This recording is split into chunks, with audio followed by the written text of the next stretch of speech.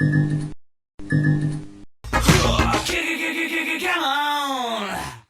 everyone, Genome here, coming at you with my next Marvel Strike Force video. I know they're few and far between, but hey, that's what happens today in the life of a high-profile editor.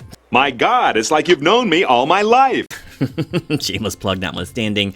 I want to talk about a very problematic issue in this game, as if there wasn't enough already. But this is going to be especially true for newer players and free-to-play players, and I'm talking about none other than the state of the War Store. I did do a video about this quite a while ago, but honestly, it's completely antiquated at this point, so I'm going to reshoot this again because as big a detractor as I am of the actual game mode of war, I'm not a fan of it. It seems like a waste of time and resources most of the time. They do gate so much important content behind it by shoveling maybe the most important characters in the game in there, and right now it is absolutely bloated.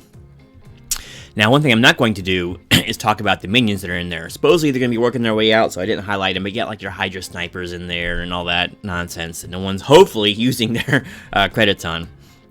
But war credits are extremely difficult to come by. You know, because you only get them like, 4,000, 4,500 at a time every couple days, right?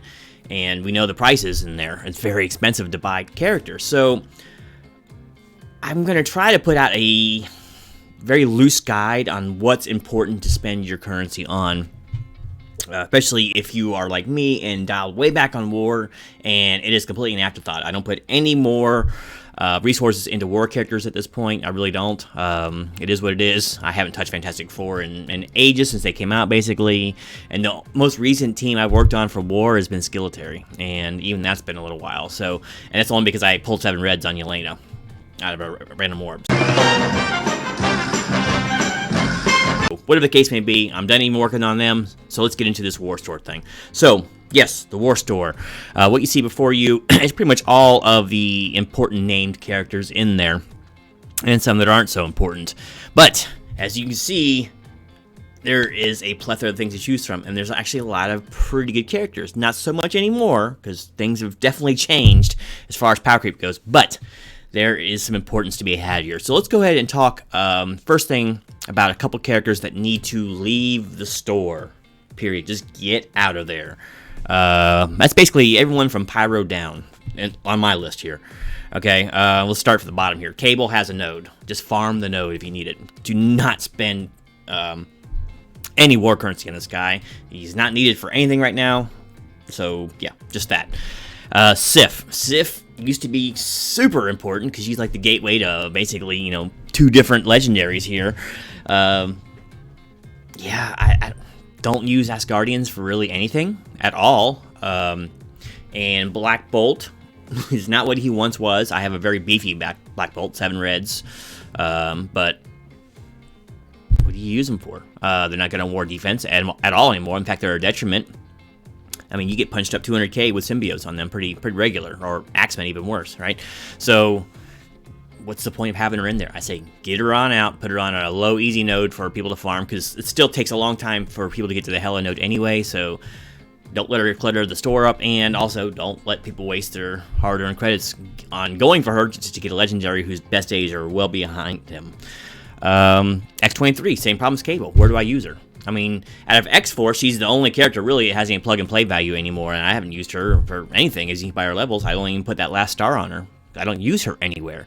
But she is necessary, and this is the same thing with Cable, too. They're both necessary for getting a legendary. In this case, Doc Ock, who is still fairly good, like in the Pantheon, at least as far as legendaries go, right? So they're kind of trap characters, but she doesn't need to be in here because she doesn't get use anywhere else. So I'd say jettison, put her, give us a break. Throw her in the Blitz store or something. The Raid store is even better. Or not better, but I mean, it's another option. Don't put her in the Arena store. That one's cluttered up too as it is. That's another story. But just, it's time for her to go. But at least she makes a little bit of sense as compared to Cable or these next two, because she actually sees some middling play here and there, right? But these next 2 characters don't see really any play, and that's Pyro and Graviton. The fact that they don't see play is, it pains me, because I like both characters and their kits very much. Pyro In the old days, you wouldn't think about running Brotherhood without him. Nowadays, either him or Juggernaut are definitely, they're like options that you can rotate in, but just as often I find myself rotating him out. Pyro's damage just does not cut it anymore. His focus doesn't always beat the checks for stripping buffs off the opposing team. He's not fast enough. He's a glass cannon, but he's not even a hard-hitting cannon, so really he's probably the most expendable member of the Brotherhood. He's right up there with Juggernaut, and it's a shame because I like this character's kit, and I like the character design, but he's just not important. Now, Magneto is not negated behind Brotherhood. If you want to unlock Magneto, you can use basically any X-Men or Brotherhood, so yeah, you can work on other ones, but I think the other ones really aren't worth working on either. But they're probably better served by farming off nodes and getting them in other places as compared to using war credits. So I do not recommend, because I don't recommend Magneto anymore. In fact, I don't really recommend almost any legendaries anymore, but that's another video. So I don't recommend, going for Pyro at all. Get him out of there. Once again, Blitz Store. Throw some more characters at us in there. A bone. Throw me a frickin' bone here. Graviton. I love the AIM team. I can't afford to work on them, and there's nothing really used for other than beating some early villains campaigns nodes in the 7s and all that. AIM punches way above its weight in PvE content. So you used to be able to run these guys, I think, in DD2 too.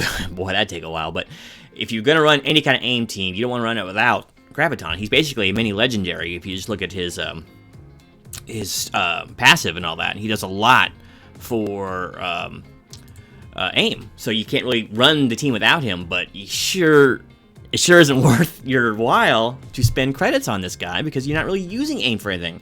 Once you get through the early, I think it's 7-1 through 7-3 with villains, you don't really need them anymore. I think you can use them in a couple other spots as far as like in some of your Greeks and maybe some other campaigns, but nothing's really necessary. So many teams have eclipsed these people, and I just don't do it. Throw him on a node. If you're worried about making or giving players AIM too early, which I don't know why they would, throw him on an early node somewhere. There's plenty of room. Just it's time for him to get out of there. I don't know anyone who's buying this guy, and you certainly shouldn't right now. I love his kit, love the character, love the team, but they're just not good. So let's get on to some characters now that you probably will be spending your hard-earned credits on, and maybe some warnings here. Okay, let's talk about some sure bets in here. You're going to want Ghost, all right? Not only is she going to be your pathway through DD3 and DD4 global nodes, right? She basically, you can plug her in anywhere it says global, and then she's allowed to play and probably be better for it. Because some of the globals, a little bit sketchy. So, but you also need her to help unlock Jubilee. And as you can see, if you put her at this level, I think you can just get 7 stars on her without having to put much of anything in the other Pimtech, which are awful. So Ghost is kind of a necessity. You're going to need at least up until 5 stars when you can unlock Jubilee with her, right? Another one is Longshot. God, he's a good character. At least he's still pretty good, especially in things like RTA and War Offense and all. But yeah, you're going to need him for Adam Warlock eventually. So you're going to want to put stars into him, unfortunately. Or excuse me, war credits in him, unfortunately. So of all of these characters that you see before you, I'd say these two are really the only mandatory ones that you need to spend credits on, at least early on. There's a case to be made for X-23 since you're going to want Doc Ock eventually, but that's more of a later game thing to worry about. I would definitely recommend putting some, resources into Ghost and Longshot. They're still pretty safe. I don't know what they're going to do with the War Store here in the near future, but that is what it is. And you can use both characters pretty reliably, in basically just about any game mode where they're allowed and do okay in. Ghost is especially helpful, like I said, in the Dark Dimensions. And, she's not an awful standalone character. She can be pretty annoying in RTA and things like that, too. But anyway, it's not like a character breakdown. I just want to talk about it. So really, I would say those two are the only mandatory characters in the War Store. So sacrilege, I know, because the game has changed. At one point, Minerva would have been a mandatory resource investment. Of course, she just recently got in the War Store, about 6 months ago? About a year and a half too late. But because she's not really used anywhere. I used to use her in my my B team for raiding. You can put her with some other characters, and her passive is what makes her in that mode. It's just to a pretty great effect, but she's so squishy. I mean, even in Gear Tier 14, she gets one shot all the time in U7, so risky. That's why I got Fortifier on her, for goodness sake, and the worst friggin' ISO there is. But that's, once again, a whole other video. But she's not really needed anymore. You don't need her for DD2 anymore like you used to, because you used to rely on her her ultimate with the gigantic percentage-based lifesteal to fully heal your team and really put the hurtin' on those high-health enemy minions. Not needed anymore. You got Kestrel. I hope you have Kestrel, right? Silver Surfer. You got more powerful characters who self-sustain themselves and do just great damage over time. So I don't recommend putting anything to her anymore. Call Obsidian. One time, heck, even 5 months ago, this would have been mandatory to keep putting resources into him. I only got him at 4 stars. You see that? But I've been using Black Order since they came out. You use Black Order now in War Offense. You can use them in Arena. I still use mine just because I don't like changing the teams in there, but I only hover around the 200s to the 150s with them anymore because they're just getting pushed further and further back with the proliferation of not only the Silver Surfers, but the Infinity Watch ladies especially. Just push Black Order right out of any contention. So where else do you need them? They're not required for anything. You can use them in the Cosmic nodes of basically Raids and Dark Dimension. I used them actually in DD3, and they're actually pretty good in the first couple nodes, but they don't have any real sustain. After about 2 or 3 rounds, all their cooldowns are up and or used, you know, and then you're kind of just taking hits. I mean, you got some passives in there that helps you, but so you have no real use for Cull anymore, and he's not a good standalone tank. He's got to have his team to be really good. So yeah, nothing for Cull. Carnage. Don't run symbiotes without him, but symbiotes are really getting pushed down as matters of importance. Yes, they are the most important thing for Bio and City, especially in Dark Dimension, but as many content creators are saying, guess what? We got to be getting a new Bio team for too long. So yeah, they're not seeing a ton of use. I mean, they have spotty use. I mean, in War, you use them basically to kill any minion teams, right? Or summon teams, whatever, and yeah, you can use them in like U7 1, 2. You'll probably do okay. I sure wouldn't auto them on 2. Not like I have them like in the 400k range. You have to crank them up to like 600-700k to put them on autos and the 7.2s and up. And that's not even talking about Doom raids. Yes, you're needing for the bio nodes, but once again, it's another story. So not that important anymore. I don't think the symbiotes are, and they don't unlock anything really. So you can't use them in RTA. They get blitzkrieged. They're too slow. Believe it or not, symbiotes are too slow in RTA. So yeah, I'd say don't put anything into Carnage. Mr. Sinister used to be the safest character in the game to upgrade because he's supposedly future-proof. Well, he's not anymore. Kestrel proved that all by herself, and really his stats just aren't high enough to just continue to dump resources in. Yes, I have mine decently high, but once again, he's very good in DD3 and DD4, DD4 especially, but he doesn't take precedence over these guys. Don't run the Marauders without him, that's for sure. Just like Carnage, Mr. Sinister is what makes Marauders work, that and Emma. So, but they're not needed anywhere. And they're definitely on the downtrend as far as war defense goes. I mean, a couple different teams countered them hard. And finally, we're left with what? Bishop? Bishop is really good on a raid team that's basically the top tier raid team right now. But they're not getting a lot of use elsewhere. Good war attack team. Do you okay in arena, probably in the, I don't know, the 500 to about 200 range, and that depending on your arena shard, and they'll probably stomp pretty good back then, but I mean, you don't use them too many other spots. Of course, a couple of the Gammas, or excuse me, not Gamma, but in a couple of the Greek raids where you have just like an X-Men thing, perfect. Use them there, and you can use them in U7, and of course, I'm not in Doom raids right now, but you can use them in Doom raids too. And basically any node where you're allowed to use them in campaigns with X-Men or mutants, they're probably going to be your best bet. But once again, what are they used for? Magneto? you can unlock Magneto with them, but I mean, why? So I really don't recommend it, and it's gonna take forever to farm him up. I mean, unless you get some lucky orb pulls and you just need this to cap off another star or two.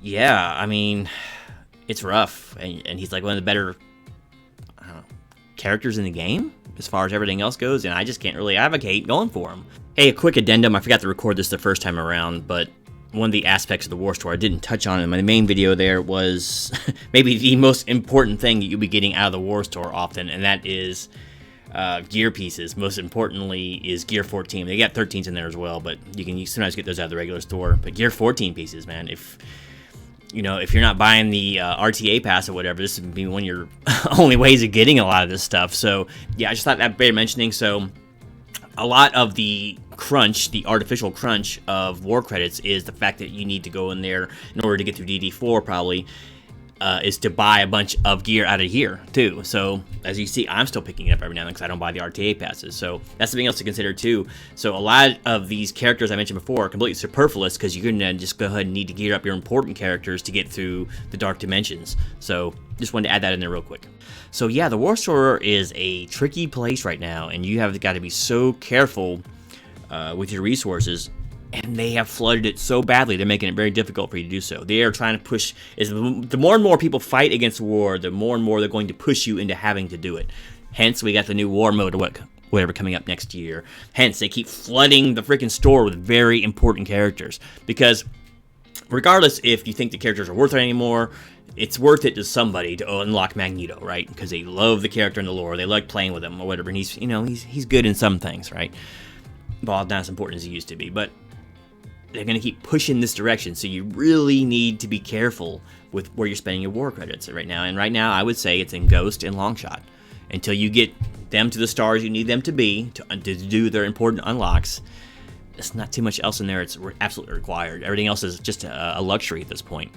Some argument there for X-23 as well, because for city stuff and tech or whatever, Doc Ock is pretty good. Some of that's farther in the in-game than I am.